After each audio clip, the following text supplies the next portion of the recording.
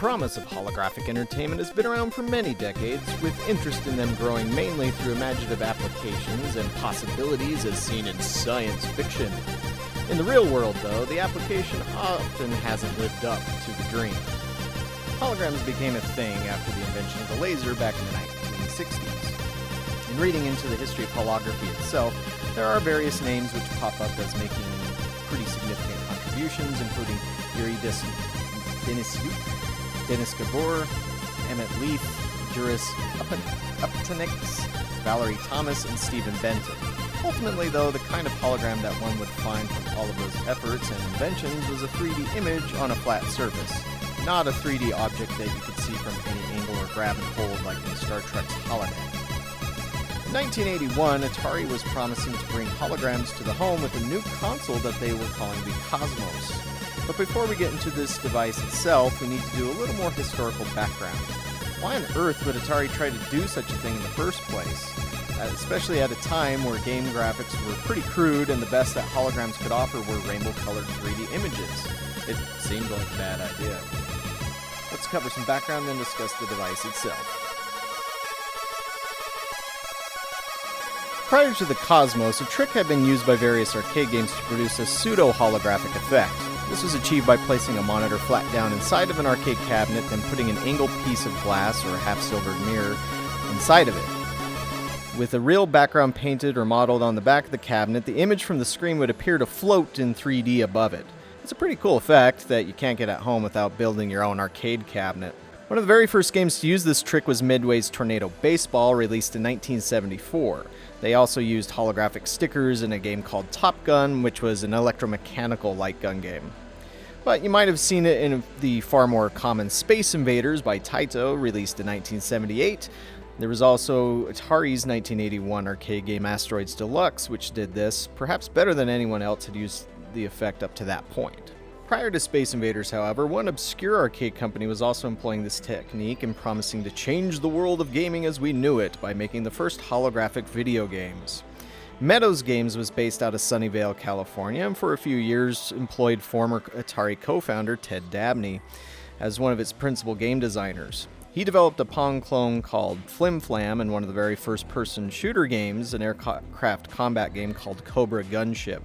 He had left the company before they did Inferno at the end of 1977, which was one of the very first firefighting video games, which also used that pseudo-hologram trick. In September 1978, Meadows was sold to a company called Holosonics. Holosonics had been on a patent run, or a patent binge, scooping up every patent they could get their hands on in regards to holographic technology, including one for acoustical holography. They promised to develop the first holographic video game, but a year later they had nothing other than millions in debt and filed for bankruptcy while selling themselves off in parts to pay off creditors. Why was everyone thinking about holograms when the technology just wasn't there? The simple answer was the release of Star Wars: A New Hope to movie theaters in 1977. It really can't be overstated just how influential the first Star Wars film was on American culture, particularly the subset of gaming culture. As soon as game developers at the time had seen the film, they immediately wanted to find ways to turn certain scenes in the movie into video games. While Atari would eventually land that coveted license and produce the Star Wars arcade game, that didn't happen until 1983 when Return of the Jedi had come out. Others who couldn't afford to have picked up the license still wanted to create something from the game, so you had games like Cinematronics' Starhawk or Exidy's Starfire to sort of reproduce some of the more memorable action sequences from the original movie. But there was one other scene in that movie that every game designer was drawn to. They just couldn't really figure out how to do it with the tech of the time.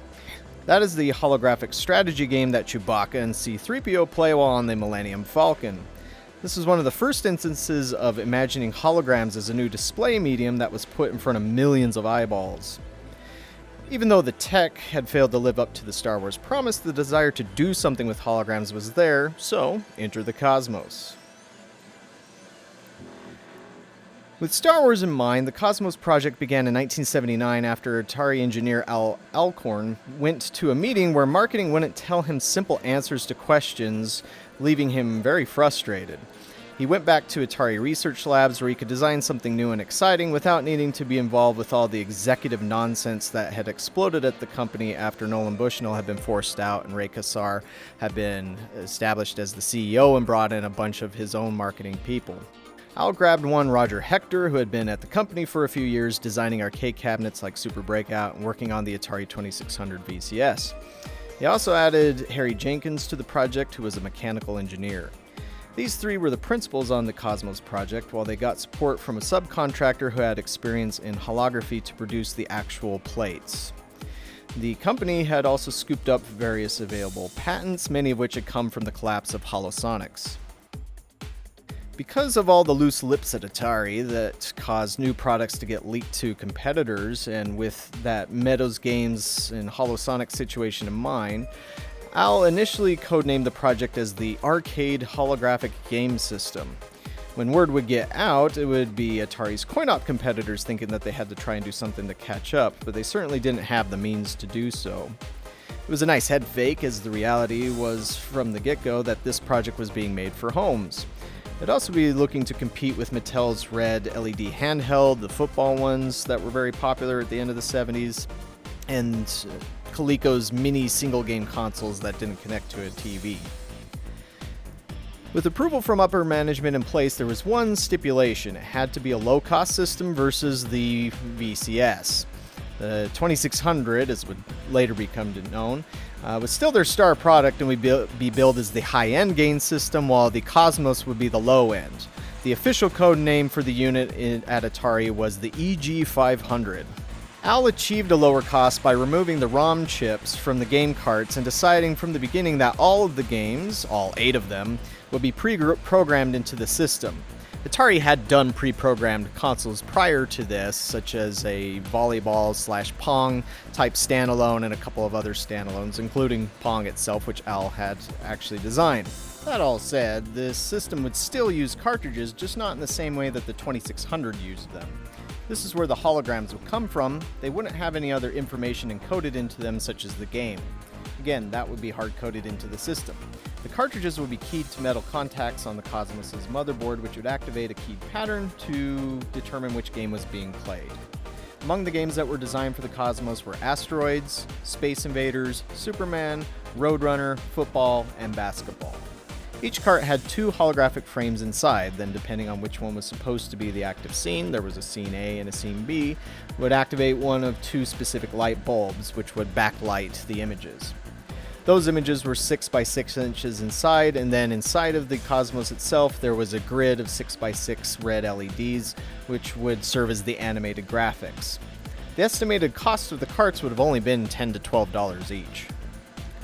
The hardware wasn't anything particularly powerful or special, using a COPS 411 processor, which really just needed to control the LEDs and not do anything special like draw graphics on a TV. Now, making the images was an innovative but difficult process. This is from Atari Inc. Business is Fun Chapter 9, which is all about the Cosmos project. The holographic plate design process for this consumer-class holographic device was truly breaking new ground for Al, Atari, and even the entire entertainment industry. Creating 3D holographic images isn't like taking a snapshot of an object with a camera. It's a complex process of exposing objects to a laser to achieve an image, and even then that image would have to be exposed at numerous angles, with each of those angles of exposure being processed onto a holographic plate. The exposure time to the laser would last for more than a minute, and the objects could have moved within a quarter of the wavelength of light. Foam board, paper, and other material would have to be utilized to marginalize the possibility of motion, as even the slightest bit of movement and the object would disappear from the image being exposed.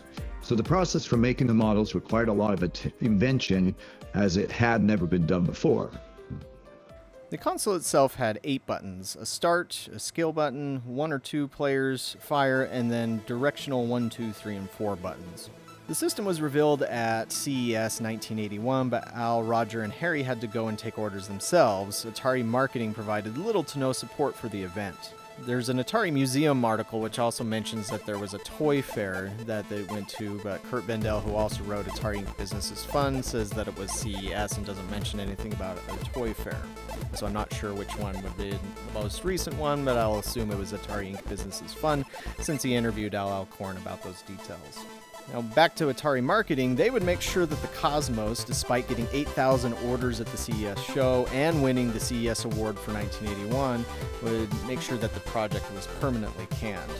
Yes, there was a flyer and a box made for it, and there were supposed to be 250 units that had been manufactured for a pilot run, but those were just bones that they threw at Al before killing it and shutting down the holography department. It wasn't because it lacked viability, it was because the marketing department saw it as a threat to the 2600, which was now the golden goose for the company. And this would not be the only thing that they would kill that was innovative that they felt threatened the 2600's dominance.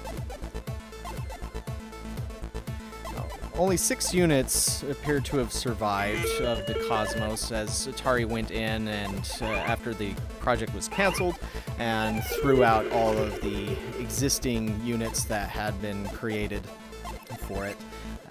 But Roger Hector, who had been on the project working as the designer, had several of them that he was able to grab before all that happened, but unfortunately his wife threw them out at one point. So I think he only had maybe one left. Kurt Vendel, who passed away several years ago, did have a working Cosmos unit, but otherwise what's out there is generally not working at all. It should be noted that the stifling atmosphere that was growing at Atari thanks to the marketing department and other management decisions led to a brain drain at the company. There had already been some of this that fell out of the fact that Atari refused to give any credit to its engineers for the games that they created.